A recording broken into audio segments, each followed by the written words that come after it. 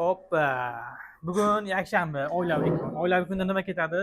Brizol ketadi, shashlik ketadi, qo'y go'shtli, hamda limon choy ketadi. Qani. Limon choy nima qilish kerak? Ichish kerak faqat. Hozir men sizlarga brizolimiz haqida zo'r ma'lumotlar aytaman, jigarlar. Bu videoga bitta yurechani bosib qo'yinglar. Qaranglar, bizning mashhur qilgan ovqatlarimizdan bittasi bu brizol. Bismillah deb bo'laylik buni. Bunday olamizda. Bismillah.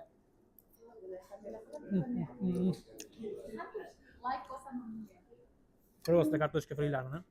Narxi nech pul deb o'ylaysiz? Narxi bor yo'g'i 32 ming so'm. Idishlari mutlaqo ekan, jigarlar.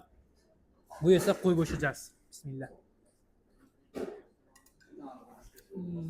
Mazada o'zi ham haqiqiy qo'chqor go'shti. Qo'y go'shtimizning narxi 22 ming so'm. Brizolimizning narxi 32 ming so'm. Yangi yo'l bo'ylab ham, bozor bo'ylab ham libo joyga yetkazib beramiz. Idishlarimiz mutlaqo tekin, dastavkamiz bor yo'g'i 10 ming so'm yangi yo'l bo'ylab. Bozorga esa mutlaqo tekin. Jigarlar, bu videoga like bosmagan bo'lsangiz like bosib, brizol yaxshi ko'radigan do'stingizga tezda jo'natib qo'yasizlar. Men esa brizolni yeyishda davom etaman.